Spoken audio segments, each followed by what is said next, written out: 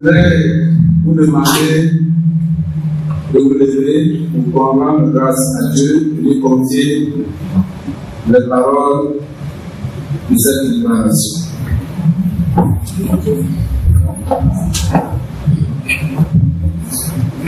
Dieu est tout-puissant. Sans toi, ces moments n'auraient pas eu lieu. Nous voulons te les recommander, Seigneur.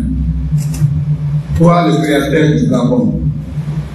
C'est à ton nom, Seigneur, que je suis là. Nous prions que cette déclaration que je vais faire engage le nom.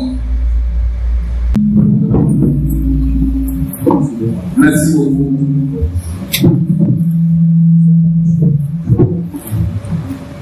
Mesdames et messieurs de la presse,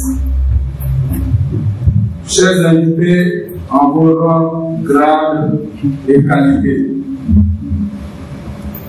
merci pour votre présence en ce moment crucial pour notre pays.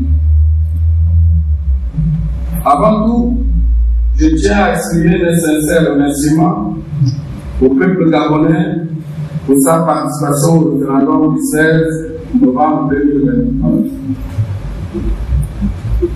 Le plébiscite du oui lors de ce scrutin témoigne de l'adhésion majoritaire de nos concitoyens aux réformes constitutionnelles proposées. Ce résultat est un signal d'espoir et de confiance en l'avenir que nous devons honorer avec responsabilité et engagement. Cependant, ce référendum a également révélé un avertissement clair, perceptible à travers le fort taux d'abstention. Bien qu'il soit en partie lié à l'absence de transfert des populations vers les localités où elles étaient inscrites lors de consultations antérieures, cette désaffection traduit surtout une lassitude profonde et un désenchantement face à des pratiques politiques qui, pour certains, rappellent les heures sombres de notre passé.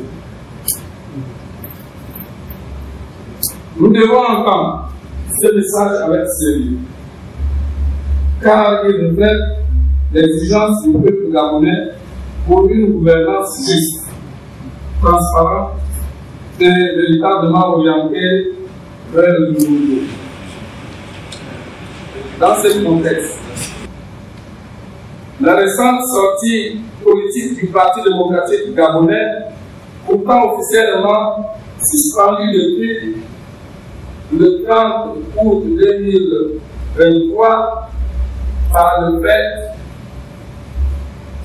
de la prise du pouvoir par les vaillants soldats gabonais, constitue un affront préoccupant aux résolutions du dialogue national inclusif et au processus de transition en cours. L'arrogance affichée par ces partis à l'occasion de ce référendum évoque des comportements que nous devons impérativement reléguer au passé. Ce retour sur la scène publique, en dépit de la volonté majoritaire exprimée lors du dialogue national inclusif, est une tentative claire de tourner notre marche collective vers une gouvernance fondée sur l'intérêt général.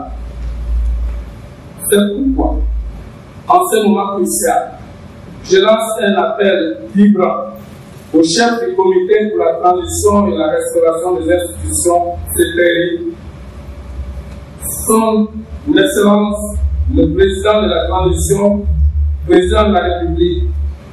Je l'exhorte à transformer cette aspiration populaire en acte concret à travers un décret ou un texte de loi ordinaire et à initier la création d'une plateforme nationale inclusive.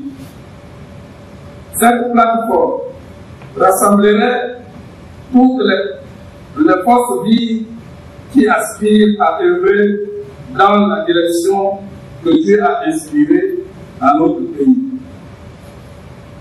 Elle constituerait un espace d'unité, de dialogue et de cohésion, jetant ainsi les bases solides d'un Gabon renouvelé, fidèle aux valeurs de justice, de transparence et de réconciliation nationale.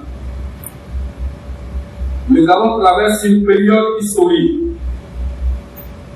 et à chaque acteur de cette transition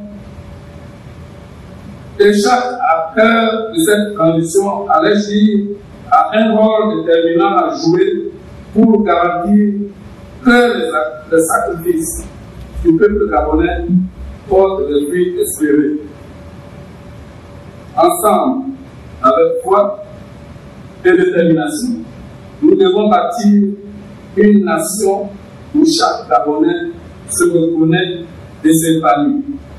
Que Dieu bénisse le Gabon, mon frère. Je vous remercie.